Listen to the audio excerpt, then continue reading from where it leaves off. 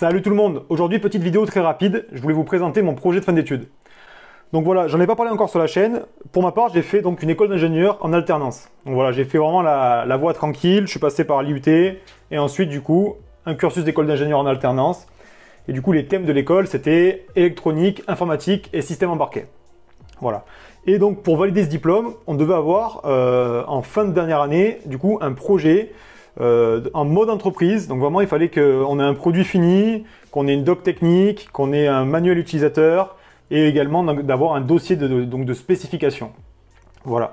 Et donc pour ce projet-là, en fait il fallait qu'on soit une équipe de 4 personnes et qu'il y ait 2 ingénieurs alternants et 2 ingénieurs en formation continue. Parce qu'en fait mon école du coup faisait les 2 formations et donc nous on avait les mêmes cours. Sauf que nous, du coup, on allait la moitié du temps d'entreprise, tandis que les autres restaient en cours. Donc, ils allaient un petit peu plus loin dans chaque thématique. Voilà. Mais globalement, on avait le même cours.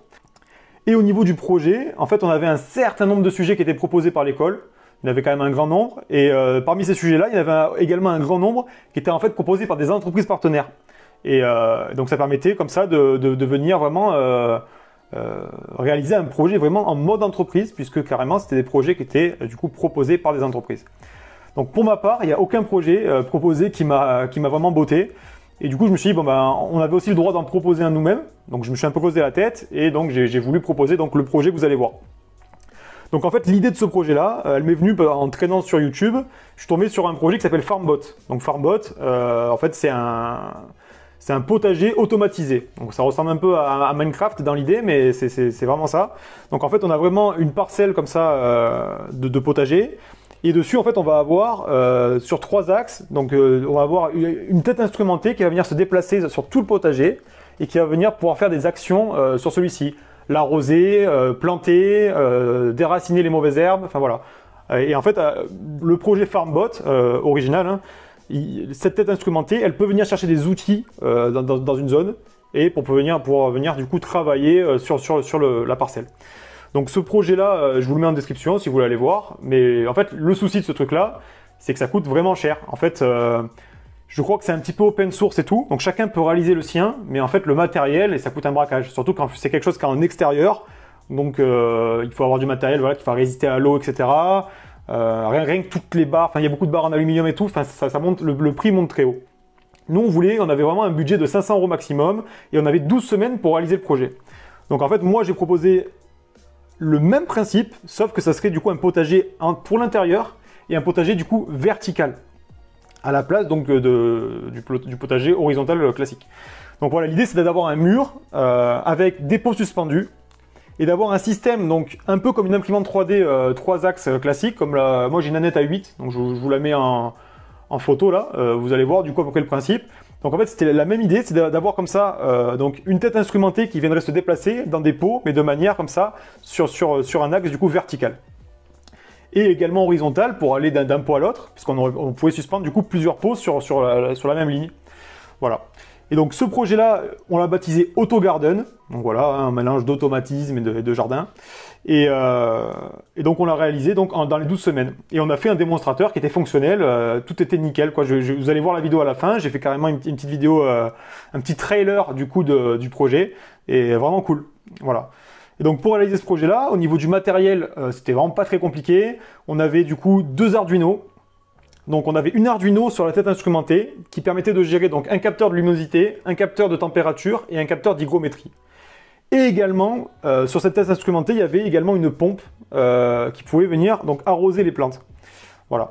Et on avait une seconde Arduino qui était, elle, donc qui gérait la totalité des moteurs. Donc les 3 moteurs pas à pas. Donc c'était 3 moteurs pas à pas NEMA 17, les mêmes que pour les imprimantes 3D. Et du coup, comme il faut envoyer tous les pas de chaque moteur pour les faire tourner, on avait vraiment carrément mis une Arduino dédiée pour ça. Donc c'était des Arduino Uno. Voilà. Et donc ces 2 Arduino là étaient contrôlés par une Raspberry Pi, qui était donc un petit peu le maître de tout l'appareil. Et donc cette Raspberry Pi là avait la logique globale, donc avec la base de données, etc. pour chacune des plantes. Et elle était également reliée à un écran tactile sur lequel on avait fait une petite interface homme-machine où on pouvait venir voir chacune des plantes, voir l'historique des 3 capteurs et également faire des réglages sur le taux d'arrosage de chaque type de plante, Voilà, pour vraiment, en fait, dans la base de données, on avait chaque plante, on pouvait en rajouter ou en supprimer. On pouvait leur mettre du coup les caractéristiques donc, dont elles avaient besoin, au niveau de lumière, au niveau de l'hygrométrie et de la température. Et du coup, on pouvait venir vérifier comme ça, via l'IHM, que tout était bon et que les paramètres étaient bons. Et venir ajuster du coup l'arrosage. Parce que c'était la seule action qu'on pouvait faire de manière automatique, c'était l'arrosage. Tout le reste, c'était une récupération de données. Voilà. Et donc voilà, et globalement, ça marchait super bien. Donc vous allez voir là, tout de suite après, vous allez voir la vidéo. Voilà, et c'était vraiment un projet très intéressant. Donc là, je vous le mets, vous pouvez carrément le refaire chez vous et tout. C'est pas ultra compliqué, hein. Ça nécessite un peu de matériel, mais nous, je vous dis, c'est un budget maximum de 500 €. Et encore, on a acheté les pots, les trucs comme ça. Si on aurait pu faire encore plus de choses nous-mêmes. Mais voilà, donc globalement, nous, on a fait ça avec des palettes. Donc c'est moi qui me suis chargé de la partie toute mécanique, etc. Donc j'avais mis des palettes avec les pots suspendus. Et ensuite, du coup, j'avais fait toute la commande moteur également. En fait, on avait défini des étages.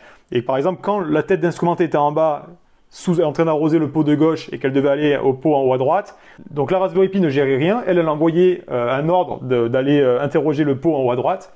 Et du coup, moi, dans l'Arduino, j'avais fait toutes les zones comme ça. Donc, pour monter d'en bas à gauche à en haut à droite, il fallait obligatoirement passer par la zone ascenseur au milieu pour pas taper le pot. Enfin voilà, il y avait comme ça un petit peu des conditions comme ça pour monter, pour descendre et pour venir comme ça interroger chaque pot. Enfin voilà, donc un projet très intéressant et let's go, je vous laisse aller voir la vidéo après. Donc surtout, n'oubliez pas de liker la vidéo si elle vous a plu, de commenter et de vous abonner tout simplement à la chaîne. Et voilà, si vous avez n'importe quelle question, mettez un commentaire, j'y répondrai. Allez, bye bye.